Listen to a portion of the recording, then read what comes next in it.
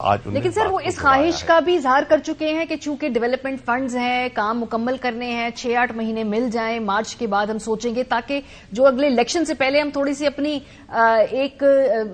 Position مزید مستحکم کر لیں۔ اصل خواہش ان کی وہ ہے، اور کئی بار وہ برملاز کے بارے میں اپنی رائے کا اظہار کر چکے ہیں، ٹی وی کے اوپر بھی کر چکے ہیں۔ بجا آپ نے صحیح کہا، ان کی ایک رائے ہے، ان کے علاوہ ہو سکتا ہے اور لوگوں کی بھی رائے ہو کہ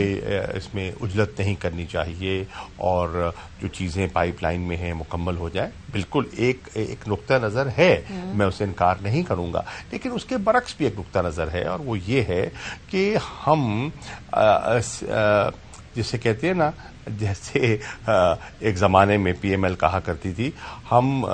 سیاست کا سوچیں یا ریاست کا سوچیں، تو یہ ہے ریاست کے سوچنے کا۔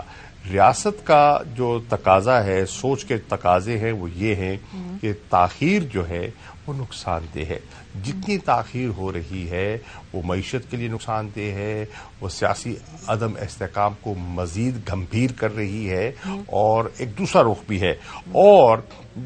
لوگوں نے جو فیصلے کرنے ہیں وہ ملکی سطح پر فیصلے کرنے ہیں۔ بجا طور پر حلقوں میں ڈیولپمنٹ ایکٹیویٹی کی اہمیت ہوتی ہے، اس پہ کوئی شک نہیں، نالی گلی سڑک اس کی اہمیت ہے، میں انکار نہیں کر رہا، لیکن یہ الیکشن جو آنے والا ہے میں سمجھتا ہوں کہ یہ اس سے کہیں زیادہ اہم ایشوز ہیں جو زیر بحث آئیں گے، اور قوم کو، سیاسی جماعتوں کو، سیاسی لیڈرشپ کو بڑے فیصلے کرنے ہوں گے۔ اگر آپ روایتی انداز میں سوچیں گے تو روایتی انداز میں تو سوچنے کا طریقہ جس کا آپ پہلے ذکر فرما رہی تھی وہ روایتی انداز ہے،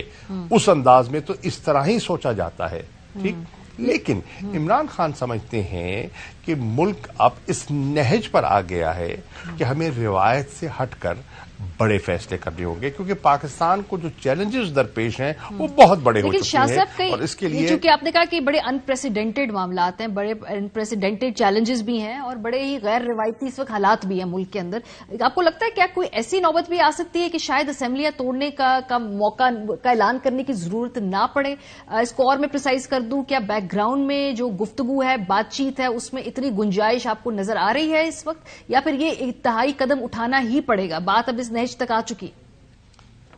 دیکھیے، ہماری تو خواہش پہلے دن سے یہی تھی کہ گفت و شنید کے ذریعے ہم بیٹھ کر پولیٹیکلی آپس میں مشاورت کر کے نئے انتخابات کا تعین کر لے کہ حکومت کیا چاہ رہی ہے، ہم کیا چاہ رہے ہیں، اور کوئی ایک درمیانی راستہ نکل آئے جس سے کہ ملک جس آزمائش سے دو چار ہے اس سے ملک کو ہم محفوظ کر سکیں۔ بدقسمتی سے ہمیں حکومت کا یہ رویہ دکھائی نہیں دیا، وہ بارہا کہہ چکے ہیں، سوال ہی پیدا نہیں ہوتا، انتخابات تو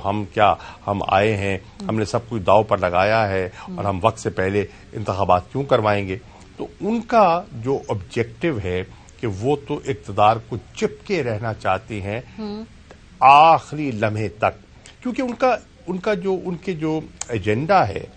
جس کی خاطر ہماری نظر میں انہوں نے اقتدار کا یہ اتنا بڑا کڑوا گھونٹ بھرا، مشکل حالات میں وہ کہتے ہیں کہ ہم نے اقتدار سنبھالا،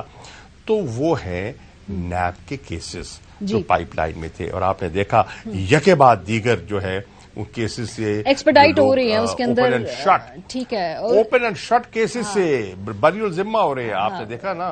نے دیکھا کہ سلمان شہباز جو عرصہ دراز سے باہر بیٹھے ہوئے تھے، یک لخت وہ ملک میں بھی آ گئے، ان کو پروٹیکٹ، اب مریم بی بی کی جو بریت ہے وہ بھی چیلنج نہیں کریں گے ادارے، یہ آپ ٹھیک فرما رہے ہیں۔ ابھی آج خان صاحب نے ایک نئی بات کی، فریال بی بی کو بھی جی ان کی بھی نااہلیت ختم ہو گئی کے بارے جو خطرہ تھا، مقصد کہنے کا تو وہی ہے نا، تو ان کی ترجیح ماریہ بی بی، ہماری رائے میں ان کی ترجیح اس وقت ملک کا نہ سیاسی استحکام ہے نہ معاشی استحکام ہے، उनका जो अपना एजेंडा है, अपने केसेस को टिकाने लगाना, वो उस पर फोकस्ड हैं और वो अपनी जब तक वो केसेस पाइपलाइन में हैं वो इसको अपने इक़्तिदार को नहीं जानेंगे। सर, आज खान साहब ने बात की साबिक आर्मी चीफ बस आपके हवाले से, हमें याद है कोई 1.5-2 महीने पहले तो वो उन्होंने जब एक दफा गुफ्तगू की तो वो तो इस हक में भी थे कि शायद अगर तौसी का कोई मामला हो तो वो भी कर दिया जाए, लेकिन आज आके तो उन्होंने बड़े संगीन इल्जामात लगा दिए। ये पिछले 1.5-2 महीने में ऐसा क्या हुआ? क्योंकि खान साहब ने पहली मर्तबा आगे बड़ा ज्यादा अटैक मोड में गुफ्तगू की और बड़े नाराज दिखाई दिए वो साबिक आर्मी चीफ से। 1.5-2 महीने पहले वो ये नहीं कहते थे, वो कोई तौसीह के लिए गुंजाइश भी उनके दिल में थी। देखिए, वो मेरे ख्याल है उसको अगर आप उस तनाजुर में देखें और साक सबाक से हटकर ना देखें तो आपको उनकी लॉजिक समझ आएगी। उनकी लॉजिक क्या थी उस वक्त? ये क्या सराइयां हो रही थी कि शायद स्पेकुलेशन थी कि वो किसी एक्सटेंशन की ख्वाहिश रखते हैं। तो इमरान खान साहब की तब एक उन्होंने ये गालिबन कहा कि देखिए, अगर एक्सटेंशन ही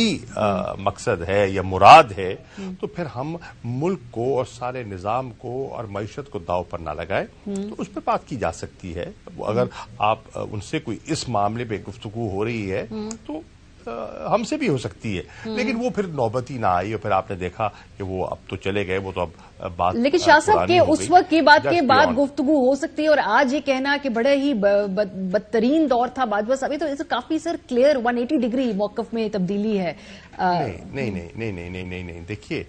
उनका मौकफ ये था और है और मैं उसकी वजाहत कर दूं कि ये जो रिजीम चेंज हुआ इसके पीछे किसी का हाथ था और इमरान खान साहब की राय में जनरल बाजवा का इसमें एक किरदार था।